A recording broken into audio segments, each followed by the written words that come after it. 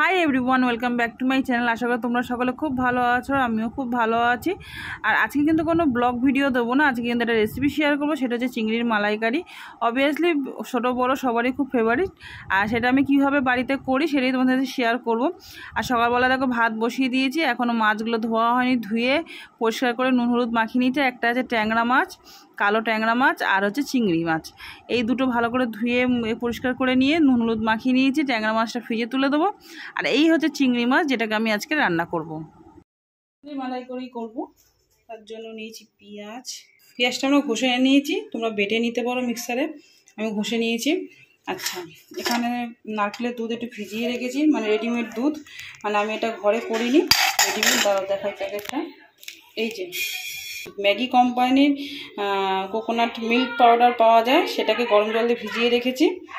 Coconut milk, এটা গরম জল দিয়ে ভিজিয়ে রেখেছি।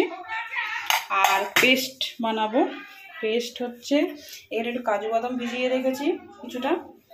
আচ্ছা, আর দেবো কালো সর্ষে এর সাথে, আর দেবো টক দই পরিমাণ মতন, সব দেবো দিয়ে পেস্ট একটা তৈরি করবো, তারপর রান্নাটা দেখাচ্ছি। চলো, এবার তেল গরম হয়ে গেছে, চিংড়ি মাছগুলো একে একে দেবো। এই সেই চিংড়ি মাছ, বেশি ভাজবো না, অল্প করে ভাজবো।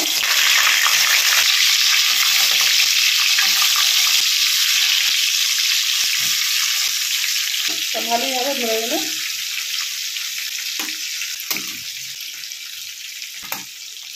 বেশি ভাজবো না, হালকা করে ভাজবো। আচ্ছা, এখানে দেখো মাছগুলো ভাজা হয়ে গেছে, চিংড়ি মাছগুলো। এবারে দেবো ফোড়নে আস্ত গরম মশলা, দারচিনি, লবঙ্গ, এলাচ, এই দিয়ে দিলাম গরম মশলা।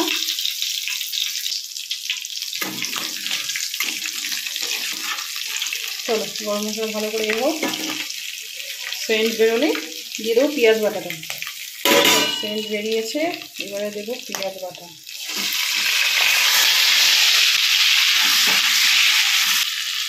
পেঁয়াজ বাটাটা ভালো করে করে নেবো, ভাজবো যতক্ষণ পেঁয়াজ থেকে তেল ছাড়ছে, যতক্ষণ পেঁয়াজটা লাল লাল হচ্ছে, পেঁয়াজের জল ছাড়ছে, ততক্ষণ ভাজবো। চলো, পেঁয়াজ বাটাটা হোক, তারপরে দেখাচ্ছি। আচ্ছা, এখানে না আমি 2 চামচ মতন আদা রসুনের বাটা দিয়েছিলাম, মানে ভিডিওটা অন করতে ভুলে গেছিলাম, দেখানো হয়নি তোমাদেরকে। এই যে এই বাটিতে ছিল, জানি কোন দিকে খেয়াল করে ভিডিওটা করছিলাম, বুঝতেই পারিনি যে ভিডিওটা অন করে। যাই হোক, 2 চামচ মতন আদা রসুন বাটা দিয়েছি মা বোনকে। এবারে দেবো গুঁড়ো মশলা, গুঁড়ো মশলার মধ্যে দেবো হচ্ছে হলুদের গুঁড়ো, আর দেবো একটু লঙ্কার গুঁড়ো। এখানে তোমরা মানে কাঁচা লঙ্কা পিষেও নিতে পারো, আমি কাঁচা লঙ্কা পিষে নিয়ে বলে গুঁড়ো লঙ্কার ঝালটা দিচ্ছি। পরিমাণ মতন তোমাদের ঝালটা বুঝে দেবে, ঝাল নুন মিষ্টি এগুলো যার যার পরিমাণ মতন, যার যার টেস্ট অনুযায়ী দেওয়াটা উচিত। আচ্ছা, এবার একটু জল দিই, জল দিয়ে ভালো করে মশলাটা কষিয়ে নিই, তারপরে দেবো পেস্ট। এই যে একটু জল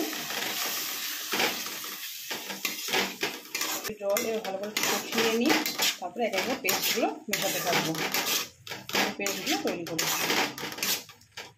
এখানে তোমাদের দেখিয়ে নিই, এই যে পেস্টটা তৈরি করেছিলাম, কাজু, তারপরে হচ্ছে সর্ষে আর টক দই, এই যে পেস্টটা তৈরি করেছিলাম, সেই পেস্টটা এরপরে দেবো। এটা হয়ে গেলে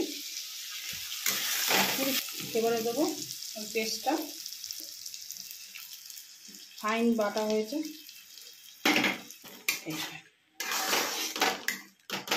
আমি বলে দিয়েছি যে আমি কিন্তু ইউটিউব দেখেই রান্নাটা শিখেছি, ইউটিউব দেখে ইন্সপায়ার্ড হয়েছে। আমি অন্য স্টাইলে করতাম, কিন্তু ভাবলাম কি নিজের স্টাইলে তো সবসময় করে ইউটিউব দেখে একবার করি, তাই ইউটিউব দেখে আমার এই রান্নাটা খুব পছন্দ হয়েছে, মানে এই পদ্ধতিটা, চিংড়ি মাছের মালাইকারি এই পদ্ধতিটা আমার খুব পছন্দ হয়েছে, তাই জন্য আজকে এই রান্নাটা এইভাবে ট্রাই করলাম। আমি সিম্পল করি, কিন্তু সিম্পলটা একটু করলাম না, দেখি কেমন লাগে খেতে। ফার্স্ট টাইম ট্রাই করছি এইভাবে এই পদ্ধতিতে, তোমরা বাড়িতে এই পদ্ধতিতে ট্রাই করো। হ্যাঁ, তবে আগে আমি রিভিউটা দিয়ে নিই কেমন লাগলো খেতে আমার কাছে, তারপর তোমরা ট্রাই করো বাড়িতে।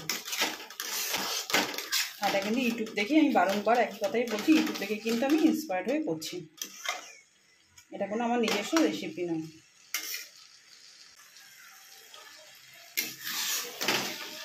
কষানো হোক, তারপর দিয়ে দেবো নারকেলের দুধ। মশলা থেকে তেল ছেড়ে দিয়েছে, লেগে যাচ্ছে মশলাটা নিচে থেকে। গ্যাসের তেলটাকে আস্তে করে দেবো, তাহলে পুরো মশলাটা নিচ থেকে লেগে যাবে, খেতে ভালো লাগবে না। এবার নারকেলের দিয়ে দেবো দুধটা, এই যে নারকেলের দুধ। আচ্ছা, এই দুধে তো পুরোপুরি মানে গ্রেভিটা আসবে না, একটু গ্রেভি রাখবো আমি, যেহেতু বাচ্চারা গ্রেভি খেতে ভালোবাসে। সেই জায়গায় আমি সেক্ষেত্রে আমি একটু দুধ মেশাবো, আমি কিন্তু কোনো জল ইউজ করবো না। তাই দুধটা নিয়ে আসি ঘর থেকে, ততক্ষণ এটা ফুটতে থাকুক নারকেলের দুধ দিয়ে। এই যে দেখো ফুটছে, গ্যাসের ফ্লেমটা লো আছে, এবার হাই করে দেবো। এইবারে দিয়ে দেবো আমি এর মধ্যে দুধ। এই দুধ নিয়ে এসেছি ফ্রিজ থেকে। চলো আমি আমার পরিমাণ মতন দুধটা দিচ্ছি, আর একটু গ্রেভি রাখবো। আর কালারটাও কিন্তু খুব সুন্দর এসছে, জানি না মোবাইলে কতটা বোঝা যাচ্ছে, কিন্তু কালারটা কিন্তু খুব সুন্দর এসছে। চলো এবার ফুটতে থাকুক, তারপর মাছগুলো দেবো। আচ্ছা, রান্নার ফাঁকে কিন্তু আমি একটু চিনি দিয়েছিলাম, তোমরা চাইলে দিতে পারো, ভালো লাগে, আমার কাছে ভালো লাগে, সেজন্য একটু চিনি দিয়েছিলাম। এবার মাছগুলো একে একে মিশিয়ে দেবো।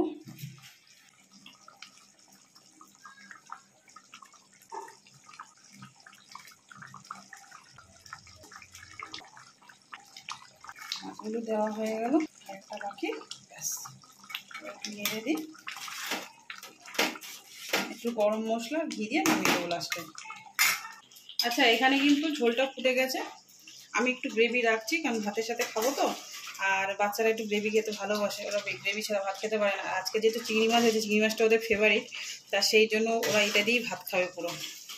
আর চলো এটা এবারে ঘি দেবো। গরম মশলা তোমরা কিন্তু দিও না, আমার সময় যেহেতু প্রথমে গরম মশলা দিয়েছিলাম ফোড়নে, তা সেই জন্য এখন আর দেবো না, আমাদের ঘরে গরম মশলা তত কেউ পছন্দ করে না।